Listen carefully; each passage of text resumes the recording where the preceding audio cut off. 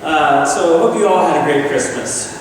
So what we're going to focus on today is this energy of release, because it's our annual burning bowl ceremony, which we do every year. And it's all about how we can identify what's going on within us and what we've been carrying throughout our year and begin to release that so that we can become more free. So part of this is really understanding what it is. Another element is really blessing it for what it has taught us. And then finally, starting that process of letting it go. And it's really a process. So we'll talk more about this as we go today. Now, it's easy really to identify the stuff that's been really weighing on us from our year. Easy to identify that obvious stuff. But much harder to identify what is a little bit more subtle within us. So I want to kind of invite us into that sort of dialogue today and that sort of wrestling with what it is that we're holding on to that may be very subtle. I want you to ask yourself, what would it take for me to feel fully free? What would it take for me to feel fully free? Now, a lot of times, as I mentioned, we're carrying stuff and we don't always know what it is. And so it's really important for us to practice on a regular basis, checking in, daily, checking in with what we are taking on from the world, because it may not even be our own stuff. It may be collective stuff, and seeing if we can let that move and flow through us. Now, I've mentioned before in a couple talks recently how really we're all born into an environment where there's quite a bit of fear flowing. If I think back to some of the big sort of scares of my life, there was the Y2K. I don't know if you remember that. It's kind of funny now to look back on it because it's like a giant programming error. I knew a police chief of the city where I grew up in, and he was really worried about this. And, the thought was when we reach the year 2000, everything's going to fall apart because we haven't programmed the banks and the utilities and all this stuff in order to deal with that. So everything might just collapse. Of course, it didn't happen. So then we get to 2012, and there was this end of the Mayan calendar, and everybody said, oh my gosh, the world is ending. It's all going to go to kaput. Of course, that didn't happen, but there was a lot of fear building up to that. After 9/11, there was almost this energy of kind of like, are we all going to get sucked into a giant world war? There wasn't war, but of course the world war didn't happen. Then there's kind of these underlying hovering fears that just go on, like kind of like a little symphony behind the scenes, where there could be this mass virus that wipes out everybody. Or this nuclear war like we had in the Cold War that could destroy all of humanity. When you put it all together, in a sense, it kind of sounds silly, I think, when you put it back to back. But we really take this stuff seriously. We take it really seriously and we get really worked up and we kind of live in a subtle state of fear, even though sometimes we don't even realize it. Other times we know it's there. Now, fear, of course, has been used as an acronym, false evidence appearing real. In the moment, it feels very real, doesn't it? But it's false evidence appearing real. Another way to look at this is that there's really two forces in the universe. There's love and fear. And love, as we know, is this kind of expanding force. When someone gives us a compliment, sometimes we say, okay, be careful not to get a big head. Because we know that there's something expanding. Or maybe if we experience some deep love in our life, our heart swells. And we describe that because there's this energy of expanding love. Conversely, if somebody is belittling us or chewing us out, we might step back and say, I felt like I was about a foot tall. Because there's this energy of contracting going on with fear. So fear really is not just what we're afraid of. It's any force in the universe, any energy, whether it's resentment or bitterness or anger or worry, anything that makes us shrink and get smaller. This has been going on for a little while as a human race, as you can imagine. And there's a magnetism to it. There's a magnetism really to both sides, to the love and the fear. But the fear, of course, we know isn't so good for us, isn't so good for our body. And it's easy to get addicted to because so many people are doing it. And it's very, very comfortable and very, very acceptable to hang out there. And thus, it's challenging to notice that it may be hovering under the surface. So what I want to invite you into is to just begin to tap in. Ask yourself, what would it take for me to feel fully free? And see if you can begin to identify those subtle fears so that you can be a little freer, a little happier in your life. Now there's so many things that can come up that we have a chance to release. One of them is emotions, first of all. The energy of emotion lives in our life, and we are emotional beings. And so it's really important for us to check in all the time and recognize what those emotions are, and most importantly, to allow ourselves to feel them. We don't have to be consumed by them, but if we allow ourselves to feel them, they're able to flow through our body, and we're able to release them. There's so many ways we can do it. Through journaling, very powerful way. Just letting those energies, letting those feelings out. Crying. Just have a good cry sometime. Exercise. Get out in nature. All of these energies allow us to let that emotion flow through us. Now in Unity we have a method of prayer called affirmative prayer. And you're probably familiar with the affirmation part, where we say, I am brave, I am strong, I am filled with the light of God. There's a lot of light today. That part's familiar to us, but the very first part of affirmative prayer about this practice is what's called a denial. And I always have to explain this. It doesn't mean we're saying something doesn't exist. What it means is we're saying that something, some circumstance, some condition in our life does not have ultimate power over us forever. And so that process is a process of releasing. And so what we do in a denial is we say, I release this belief in these limiting ideas and these limiting feelings, and I affirm, blah, blah, blah, I am made in the image and likeness of God. Now that's really powerful, because in every single prayer we say, we're releasing. We're creating a space in which we can affirm something higher, something more true. So in Unity's prayer practice, we do release all the time. This is very important. So we've got emotions. We've got this prayer practice. Sometimes individuals in our life we've got to let go of, right?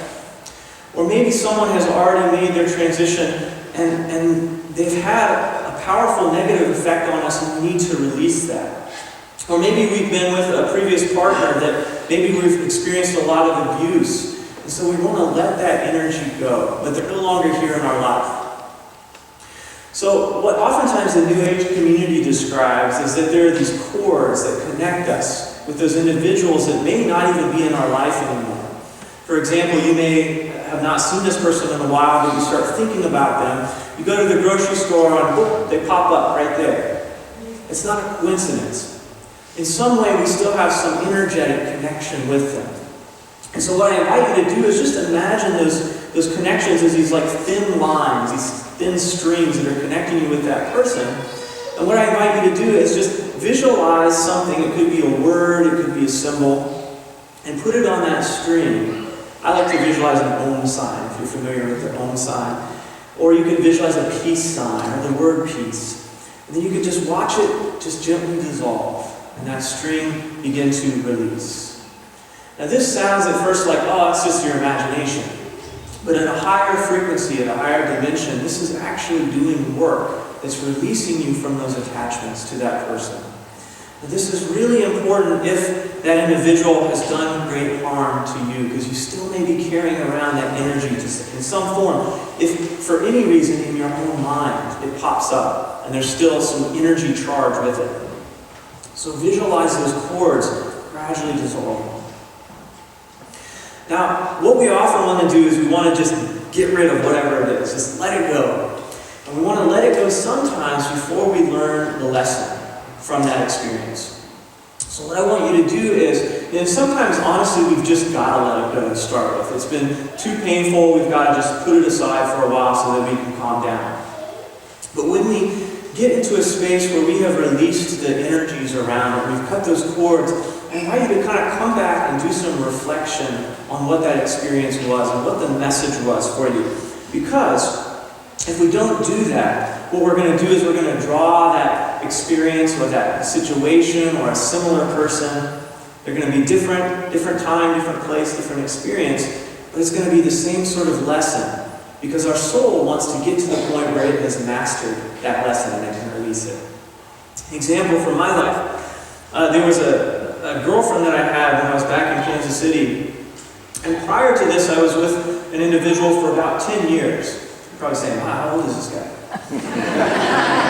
So I was with this person for 10 years, and it was a really wonderful relationship, and in so many ways, very effortless, very compatible, a lot of joy.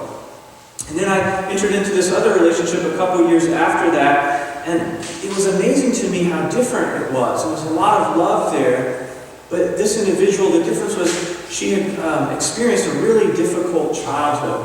And there was a lot of energy that was sort of projected onto me in the experience, in the relationship. And a lot of things that I would share that it felt like they were misunderstood or distorted. So there was this kind of constant eruption going on that was very powerful, very negative. What the heck's going on here? So I stayed in it for a while, but eventually I had to release that experience, release that relationship. And I didn't understand what was happening at the time. But once I was able to kind of let those emotions, let those energies go, I was able to come back in my mind and get the lesson. And I looked at it and I thought, prior to this time, I didn't have much experience in verbal abuse and these other forms of abuse. And now, in that experience, for those couple of years, I had a direct, personal experience of what that was like, firsthand, onto me. And so I realized, oh my gosh, this was right as I was beginning to step into ministry. How could I relate to other individuals who maybe have similar types of abuse if I hadn't experienced some of that myself? And then I began to become really grateful. Because I realized that myself and Spirit, co-creating, we brought this experience to myself so that I could have this huge gamut of experiences. It was prepping me very quickly for my work in ministry. Now, when you're in the experience, you're just upset, and making the person bad and wrong, or there's difficulties coming up, you can't glean what that lesson really is. But when you allow that energy to release and calm down, you can go back and reflect and say, okay, I got it. I got the lesson.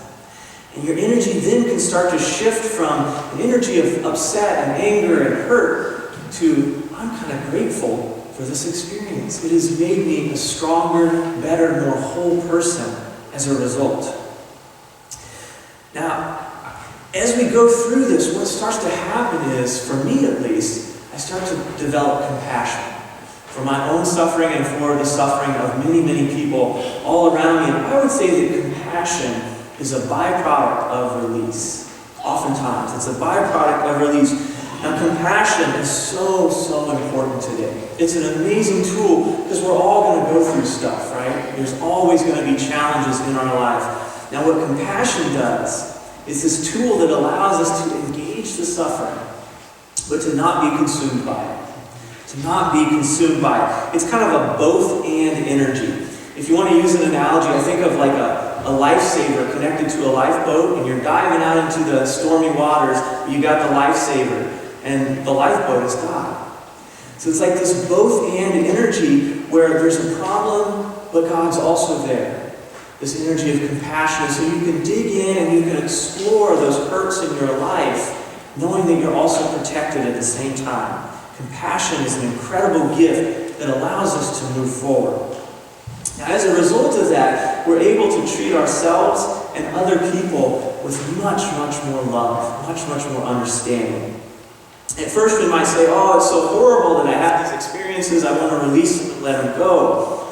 But if you look at people, not everybody, but many people that have been through challenging circumstances and have emerged on the other side, they are some of the most loving people I have ever met in my life. So much compassion, so much love. Because they're able to look at what that experience is with a deeper presence, a deeper energy of God being there, and they are more conscious now to avoid those sort of challenges in the future. They don't continue to draw that stuff to them because they're not afraid of it now, because they know that God is right there. Now, in addition to this, I think the people that have been through a lot, oftentimes they stand up and speak out. And they share their wisdom with other people to help other people avoid that suffering or help other people move through that suffering. And I think what's the coolest thing about this is that without even standing up and speaking out, just by living and being in this world, someone who has moved and released those experiences, they emit a signal to an entire human race that says, you can do it. You can move through. There is a way out. There's a way through